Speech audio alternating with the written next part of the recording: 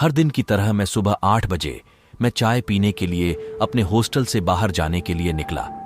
मैं जैसे ही चाय की दुकान वाले के पास पहुंचा, देखा आज चाय वाला वहां पे नहीं था। शायद देर से पहुंचने कारण वो चाय वाला वहां से जा चुका था। मेरे पास हॉस्टल लौट जाने के अलावा कोई और ऑप्शन नहीं था। मैंने सोचा कि आगे जाकर कहीं नाश्ता कर लिया जाए। बहुत जोर की भूख लगी थी। मैं आगे की होटल की ओर जा रहा था, तभी मेरी नजर फुटपाथ पर बैठे 2 बच्चों पर पड़ी। दोनों लगभग 10-12 साल के रहे होंगे। बच्चों की हालत बहुत खराब और कमजोर नजर आ रहे थे।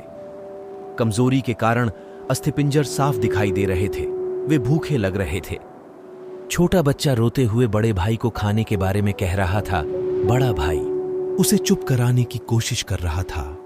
वो जानता था ना तो मेरे पास पैसे हैं, ना ही खाने के लिए भोजन जिससे मैं अपने छोटे भाई की भूख मिटा सकूं। वो भी लाचार बैठा भूख से पागल हुए जा रहा था। मैं अचानक रुक गया। दौड़ती भागती जिंदगी में एकदम से ठहर से गए। इन मासूम से बच्चों की ऐसी हालात को देख मेरा मन भर आया। इनकी भूख को देख मेरा भूख खत्म सा होगा। सोचा इन्हें कुछ पैसे दे दिए जाए। मैंने उन्हें 10 रू देकर आगे बढ़ गया। जैसे ही मैं आगे की ओर बढ़ा, मेरे मन में एक विचार आया, कितना कंजूस हूं मैं। 10 रू क्या मिलेगा, चाय तक ढंग से न मिलेगी। स्वयं पर शर्म आई, फिर वापस लौटा। मैंने मासूम से देखने वाले भूखे बच्चों से कहा, कुछ खाओगे? बच्चे थोड़े असमंजस में पड़े। मैंने कहा, बेटा मैं नाश्ता करने जा रहा हूं, तुम भी कर लो। वे दोनों भूख के कारण तैयार हो गए। उनके कपड़े गंदे होने और ऐसी हालात में देखकर होटल वाले ने डांट दिया और भगाने लगा। मैंने कहा, भाई साहब उन्हें जो खाना है वो उन्हें 2 पैसे मैं दूंगा।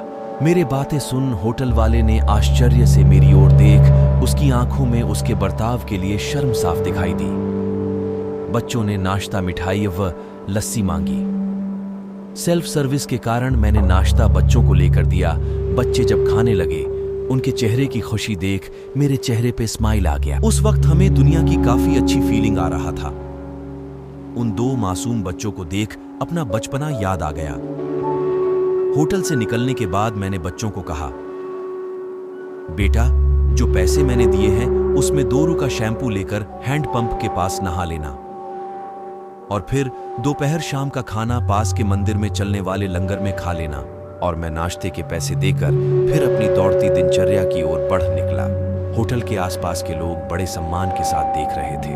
होटल वाले के शब्द आदर में परिवर्तित हो चुके थे। मैं अपने हॉस्टल की ओर निकला। थोड़ा मन भारी लग रहा था। मन थोड़ा उनके बारे में सोचकर दुखी हो रहा था। रास्ते में मंदिर आया। मैंने मंदिर की ओर देखा और कहा, हे भगवान, आप कहाँ हो? इन बच्चों की ये हालत, ये भूख, आप कैसे चुप बैठ सकते हैं?